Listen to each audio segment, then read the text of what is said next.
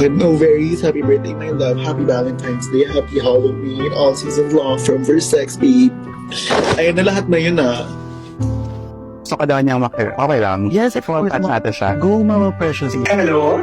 Oh my God. Hello. Okay, hello? Sobrang nalungkot ako nung in-announce ni Mama Pao na si Versex na yung uuwi kasi si Ver ay isa sa mga buhay ko sa loob sa Drag Race. Parang siya yung nagbibigay ng ligaya sa aming lahat, hindi lang sa akin ha. Hindi lang sa akin, pati kay Kiana, kay Bench, kay Zimba.